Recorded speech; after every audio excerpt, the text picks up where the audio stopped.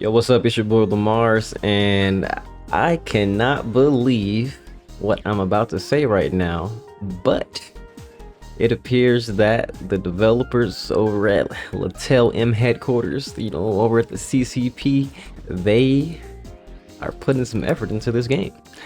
They, update the game in terms of making it better, and they also patched a couple of errors that were kind of hidden patch notes, but increased the quality of life of the game overall.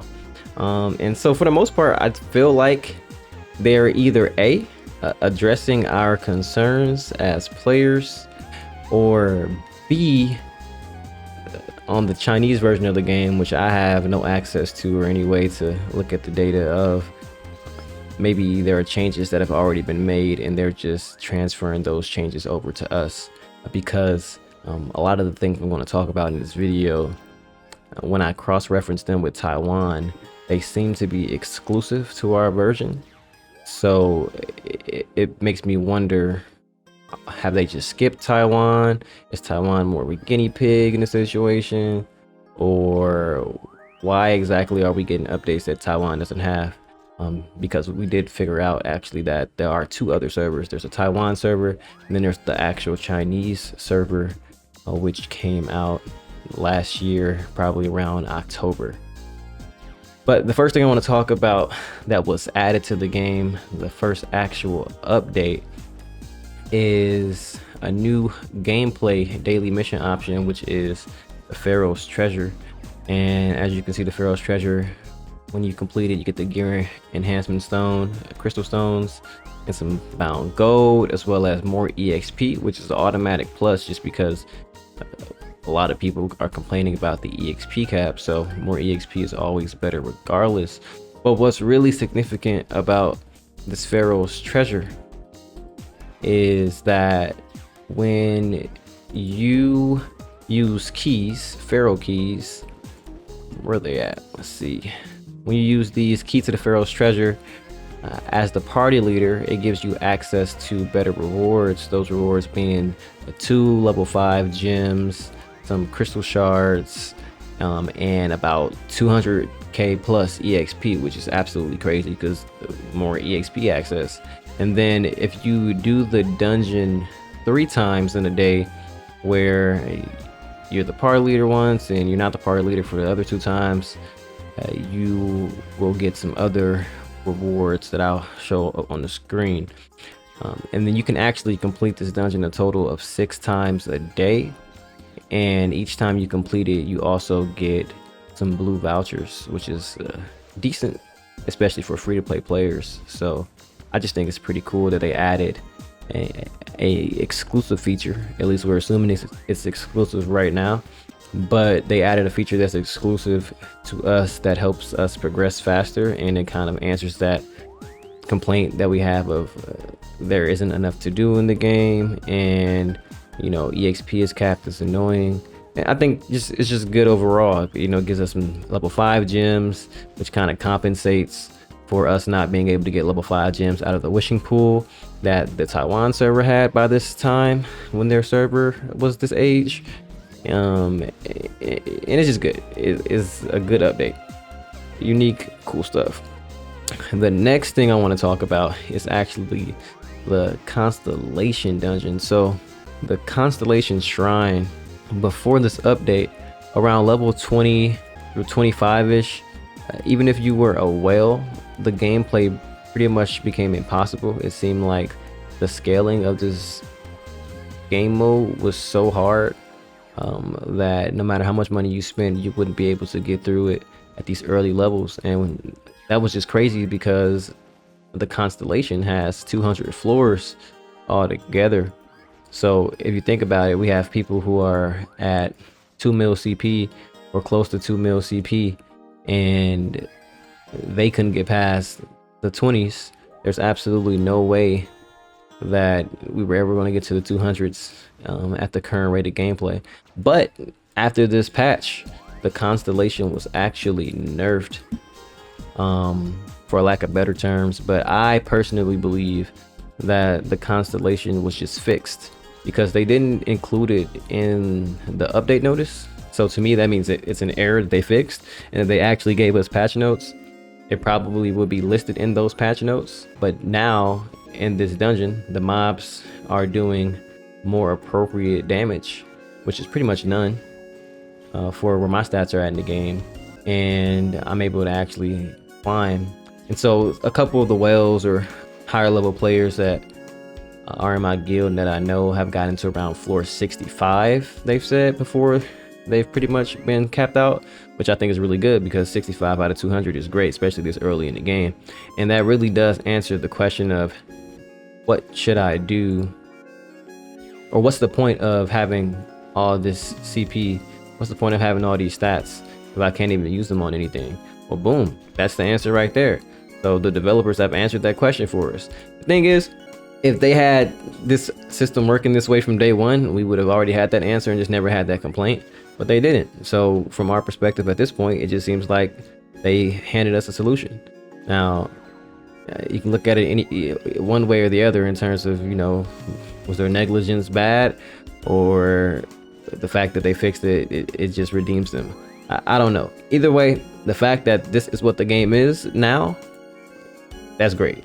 We automatically have something to work on daily. And if you spend a lot of money, if you are pay to win, if you're somebody who wants to go hard at the game with your wallet, you can do that and be rewarded for it by climbing the constellation and getting further in the constellation system than your peers.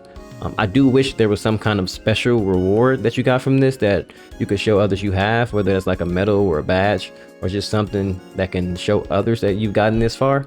But I guess having high CP on the leaderboards is kind of a reward in itself, or kind of flashy in itself. So this is more so about the personal experience, which is, I think, is great, because more gameplay is more gameplay. So you can't really hate on that. The next thing that I want to talk about is the reputation system. So in Taiwan, LaTale, reputation goes up to pinnacle, as well as on our version prior to this update, the reputation went up to pinnacle as well. So when you go to your adventure reputation, pinnacle was the highest you can get, which is level 125 reputation, and you know, a bunch of hard things you got to accomplish. But now they've increased the reputation down to star cluster, which is around level 150, and that's really good, because at least tells us that, hey, they're planning to actually develop their game out and it won't just fall flat in these early levels. So that's pretty cool. And then it also tells us that, once again, they do have plans. They are developing. They didn't just hand us a finished product and look for a cash grab with no return on their part, right? That's how it felt for a couple of days, because we spent so many days where, from our perspective, they were just throwing these updates at us of these different flash sales and these different spinners events that were coming back to back to back. It felt like a lot of pressure to spin, and it kind of still does. It's not going to change. I mean, it's a mobile game. I'm not mad at it for sure. It's definitely a gacha game, but it felt like we were being asked to spin with nothing in return. You know, usually when you're being asked to spin, you're going to get something in return. So once again, this reputation system update really shows us, hey, you will get things in return long term as you continue to invest in the game one way or another. I'm flying through this a lot faster than I thought I would, but I want to talk about the decreased dungeon levels. So this one is interesting because I checked the Taiwan version and they didn't get this ever, right? So their version of the game is 4 months ahead of us, and it's the same game for the most part, but considering the rate at which EXP increases over time, I think it's interesting that their server still has the original levels, right? So Valhalla was level 88, and there's a bunch of other ones that got changed, but I think the most important one to talk about right now is probably just Valhalla. So Valhalla was level 88, and now it's been brought down to level 86, which, I mean, when you add that up with Pharaohs Treasure and the fact that the EXP cap scales with the top 30 or 100 players EXP, that just means we're going to get to it even faster than we were going to originally, which I wonder what the intention behind that is, for sure. But regardless, whatever that intention is, they're thinking, right? They're showing us that there's some thought process behind the things that they're doing, and that's enough for me, just because once again, I didn't have the highest expectations for this game, but at the very least, I wanted to feel like a game, you know, where things are progressing. You're getting new content that makes sense. Like, it's not just a cash grab with a handful of flashy things that increase your stats for no reason. No, this stuff is actually starting to make sense now. It's actually starting to feel like a fairly cohesive MMO experience. MMORPG, not too sure, but definitely MMO gacha that at least has continuous content. So Valhalla being brought down to 86 is pretty cool. I think the armor's probably still going to be at 90 though. If they bring the armor down, that'd be even more interesting. But right now, the fact that they moved the dungeon levels down, it really shows that they said, hey, or the gap between new content is too big for new players, right? They're getting to level 70 fairly fast, and then we're shafting them at 71 and making them wait 3 weeks to get to the next big piece of content. That's a pretty big gap. You know, someone thought about that to whatever extent, and this is where we are. So I think that's absolutely great for now. You know, what does that really mean long term? One thing I actually want to talk about earlier in the video that I just remember now is that when I first started playing this game, as my second mobile game ever, really, my first one is Wild Rift, which is nothing like this. I had some knowledge of Bleach Brave Souls. One of my friends played Bleach Brave Souls, and I kind of followed it for a while. And what I learned from it is that over time, and granted, Bleach is a really big name, but I learned over time that Bleach Brave Souls started to get unique content. The developers started to do dev talks. They started to really get intertwined with the community and started to build a relationship with the community in a way that said, hey, we care about the game we're developing, right? When I saw the LaTale M announcement, what that made me think about was like, hey, is this game going to have that kind of potential? You know, I know it's going to be a cash grab. I know out the gate they're going to want a lot of money. I know long term they're going to want a lot of money, right? But because it's a mobile game and because it is LaTale, are these developers going to take it to the next level and say, hey, gamers, what are some challenges you have, or what is some feedback we can get that we can implement, right? And prior to today, the answer was no. It seemed like they were just taking our money and they were going to run off with it. But now it seems like they're actually taking feedback and they're making changes in the game and actually developing the game for our enjoyment. And once again, there's still no way to confirm whether or not these changes happened in China first and they were just brought to our version. But even if that was the case, that's still a sign of proper development, because that means that maybe the players in China were having similar complaints. I mean, we're all human, so things that we struggle with will likely be struggles over there as well. So either way, it just shows that the developers aren't just throwing us a game and saying, take what we gave you.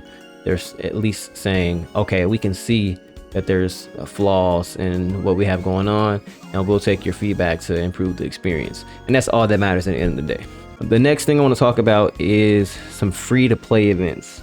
So earlier we talked about the new Pharaohs Treasure, and right now, from the outside perspective, it looks like Pharaohs Treasure is another pay to win system, right?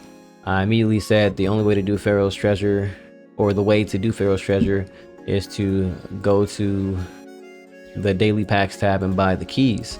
But literally a couple hours after the patch drops, the devs dropped a notice saying that they were adding 3 new ways to get the Pharaohs Treasure keys starting tomorrow. So I mean, once again, that's them showing us, hey, we understand everybody doesn't have that bag, right? We understand that we can't just gatekeep content from other people. Like, people have to be able to play the game who don't spend money to the same extent to keep the server going and keep the community flowing.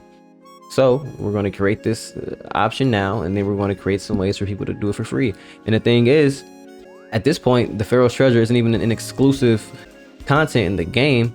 At that point where you can get the keys for free, it's now just a part of the gameplay flow. And then if you miss out on those keys, now you're missing out on progression, which is an essential part of a RPG, or essential part of a game. You know, you have to go do the work yourself to get access to this system or whatnot, and then when you put that work in, boom, you get rewarded.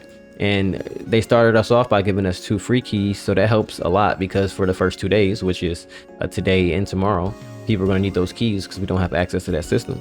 And which also shows that they were thinking about their player base. They probably thought, hey, if we put these keys in the cash shop only, we're probably going to get backlash from our players who can't afford them or who just don't want to spend money on them, right? And they immediately resolved that by sending us an email. So I think that's good. Not an email, I'm sorry. They sent us mail, system mail with keys in them. So that's great. That's absolutely great. And then tomorrow for free-to-play events, there's going to be the candy shop event. And I've seen the candy shop event on Taiwan LaTale already, but it's essentially 3 tabs. On the first tab, every day you log in, you press the ball and it gives you 50 candy, and that's free to play every day. And then the second tab is like the spenders tab, where you could buy these daily packs and you can increase your candy significantly. And then the third tab is the shop. What I didn't know on the Taiwan version, because I can't read Mandarin, but what I didn't know is that you can actually grind in the game to get more candies at a random rate, which is pretty fair. And I think it adds a level of excitement to the gameplay. But yeah, so now every day when you play the game after this event drops, you can do your daily dungeon playthrough, and I believe it was a challenge in Nightmare Dungeons specifically, but they'll drop something, or they'll drop a chance to actually pick up those candies, which is great, because now as a free-to-play player, you can feel like you are being thought of, and you can feel as though you can make progress in this event and potentially save up for the item that you want as long as you play every day. And then, you know, it just adds that layer of surprise and that layer of achievement for players who aren't spending.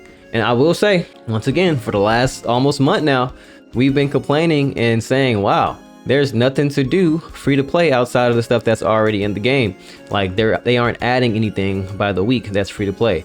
And boom, just like that, they drop an event that is both free to play friendly and pay to win friendly. And that's all we ask for, right? People already realize that in 2023, these games are going to ask for a lot of money. People already realize that phone games in general ask for money, right? That's not the problem. Ask for money, but on the side, allow us to play the game for free, and allow the opportunity for the free-to-play adjacents to be able to at least scale and be able to enjoy the game and not feel like it's unplayable without money. Especially a game like LaTale M, where they do the party system really good, they do the social systems really good, there's a world chat, right? Stuff like this keeps games alive very long term, very easily, and I know that from my own experience, right? I think that's what PC LaTale is missing specifically. If PC LaTale had world chat and the ability to invite people to your dungeons, your dungeon runs across the entire world, or have a visual party search opposed to like the party index that they have on there, I think the game will be in a much better shape. But it doesn't have these features. It doesn't promote party play. It doesn't promote socializing across the world without spending money, right? And so because of that, the game suffers and it feels like it's dead or it's in a zombie state. But this game does really good just because they've targeted and addressed these issues that exist with PC LaTale in the smallest ways, while also still being their own game on the mobile platform, and honestly asking for more money than PC LaTale asked for, at least in the short term. And the next thing I want to talk about is the illustration button. So this one's a very small quality of life feature that was added to the game, but it's definitely essential. So when you go kill mobs in the overworld, so let's say I come out here and I kill every different mob on this map, they're all going to drop a different illustration card. But if you have a bunch of cards, you have to click them individually to use them, and that can become tedious over time, especially on a phone game where, you know, clicking and the accuracy of your fingers and whatnot has an impact on your experience. Maybe, I don't know if people have complained about it. I haven't seen those complaints myself, but I think I've seen others say, wow, they actually added that quality of life feature that we needed. Yeah, there's a quick use button, right? This button also isn't on Taiwan LaTale. I don't know if it's on China LaTale, but it's not on Taiwan LaTale mobile. And that once again to me says, hey, they're taking feedback from somebody, somehow, some way, and they're actually implementing it to make the game better. So that's all that matters to me. And once again, that shows that they are capable of actually developing solutions and developing things that will make the game better, opposed to having no developing power at all, which is what it seemed like originally. Next, I want to talk about enhancement success rates and just some other quality of life rates that have been shown in the game. So in enhancements, so let's say I wanted to upgrade my crossbow, like my crossbow cloak, right? Before the update, 10 of the enhancement crystals, putting 10 of these in, or I don't know if you even could put 10 of these in. I just know when you max this out, you were not able to get 75% plus 5% success rate. Like, this is an absolute buff to the game, and this is a very essential buff, especially for a free-to-play player, because free-to-play players it was probably impossible to get to 15 or beyond. Now it's cake. And on top of that, we get the gear enhancement crystal stones from a daily source now. So not only, once again, they address an issue in the game, they increase the overall quality of life. And this time they didn't even tell us. So once again, I think when they don't tell us, that's probably an error. It was probably supposed to be like this anyway. They just didn't do it correctly or something like that. But regardless, like I said, it's in the game. It works, and it makes the game better overall. And that's all that matters. But I will say though, I feel like with things like this, when the stats become easier to get, now we still have to answer that question of what are we going to use those stats for more and more. And right now, Constellation is definitely great. Like the Constellation Shrine, I'm still climbing it right now. It's great. I'm able to put my stats to use and whatnot. But you know, sometimes you get greedy when it comes to games, and it's like, I want to do more. I want to do more. I mean, it's an MMORPG at the end of the day. They're going to have to create more content long term. But I think for a 2 to 3 hour gameplay loop daily on a phone game, this is a lot of content already. I think this is a lot of content, especially the further you get. So I'm definitely satisfied with this thus far, after this update at least. And by the way, it doesn't stop there. So if you haven't noticed already, at the bottom left of my screen, I have a mounts button, and I can hop right into it and hop out once the character attacks. But they added a mount system to the game that was already coming on Taiwan. There's also going to be another tab down here that's the wing system. It may be named differently, but that's another system where you'll be able to get stats from a visual, I don't want to call it a cosmetic, because it is a mount, but the mounts don't actually change your gameplay when you have them equipped or visible, but they give you stats, right? So the functioning of it is still correct. It gives you movement speed, and the more mounts you collect, the faster you'll become. And you can also get stats from the mount system as well, in terms of leveling the mount system up all around, or from pay to win, once again, upgrading the train. What's good about this though is that, once again, there's a pay to win system. You come back over to your shop, there's now a mount tab. Oh, I died, damn. All right, I gotta heal up. I was like at half HP when I entered that level, and it looks like it's actually getting hard now. When you go into your shop and you go to mount, you're able to buy mount EXP potions on the daily, and you can use both blue or orange vouchers. So it's free to play friendly, and then you can use those to actually level up your overall account. And then for getting additional stats from the mount specifically, you got to use these transmog upgrade stones. So another stat system added to the game that both free to play and pay to play players can benefit from. Once again, pros and cons, but at least there are pros instead of just straight cons, because before it's like you're just cashing out to get stats. I mean, I just made the live stream a couple of days ago, you know, LaTale M after 3 weeks, where I pointed out how much money they were asking from us, and they weren't offering us anything to do with what we spend it on. But just like that, there are already things worth the money per se, right? Still expensive, but worth the money per se. And there's actually results you can get from these things that make sense. Look at these constellation rewards already. I'm at level 52 and I've gotten this stuff. That's crazy. All right, next on the list, because I didn't realize this list was so long, but damn, once again, for an overnight update for a 2 hour, now it wasn't even 2 hours, it was like a 45 minute to an hour patch. This is a lot of content for a little mobile game that just came out in under a month ago. That's crazy. It's going to be a month and 3 days.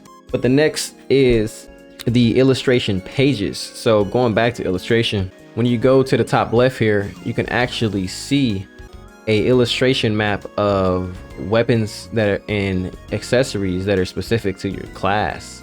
That's crazy, because that really makes the whole what weapon should I be grinding for next thing. It gets that out of the way, because before I was like, yo, how do I find my next weapon? And I had to click through all these pages, and it was kind of confusing, but now they're right there in front of me. So that's pretty cool, at least for a newer player for the most part, because the higher level we get, we're probably just going to be using the gear that comes out of dungeons. but it's still good quality of life stuff. And I'm sure there are actually some other illustration pages in here that I haven't gone over. Got like the epic ring and earrings, and probably some others down here that I'm not aware of.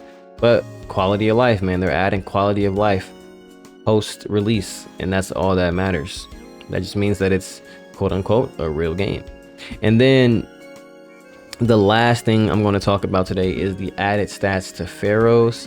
So all the Pharaoh weapons, I think besides the guns, and there may be some others, but the Pharaoh weapons were missing strength stats from their star-ups.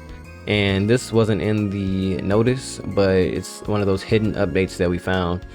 Because prior to the update, my Pharaoh crossbow, and I don't know why the stats always go back and forth like that, it's weird, but my Pharaoh crossbow was at 72k, and now after the update it jumped 22k CP because of that strength boost. And then I think I was down to like, I want to say like 12k flat, and I know I've gotten almost 200 from the strength from my mounts, and I know, so that means I've gotten like an extra 200 on my crossbow, which balanced it out. Yeah, I think the crossbow was at like 1500 something. Now it's at 1782 strength. But that's great. The star up actually scales the way it's supposed to, so we're getting those extra stats. So people should see a damage boost today across the board, unless you're a gunslinger, I believe. But yeah, perfect timing on getting kicked out of that dungeon. That's pretty much it. But I mean, it's not really a pretty much, that's a handful of stuff, and it really shows a bright future. You know, like before today it was looking dark. It was looking like we were just grinding it out and we were going to take the developer abuse, and it just is what it is, man. It's 2023, games suck. No one loves the gaming community. They're all taking advantage of us. They're just running up a bag on us, man. They chasing the bag, and we're just falling for the trap. We're like mice taking the cheese. But fortunately for us over at LaTale M, it seems like that is not the case for now. And that's a good feeling to have, because it feels like a release day all over again over here, baby.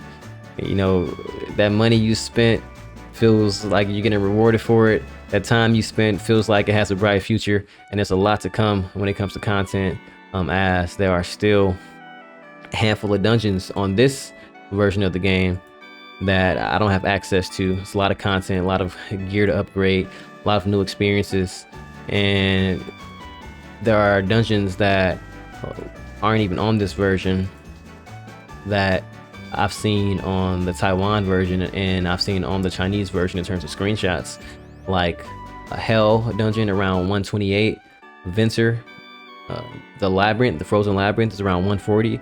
So they're making content. They're really trying to capture that classic LaTale experience, but updated to 2023 with a mobile game cash grab mix spin on it. And I'm not mad at that, because at the end of the day, it's like I'm a kid again getting to play LaTale online, and it feels cool. You know, it's a lot of people playing.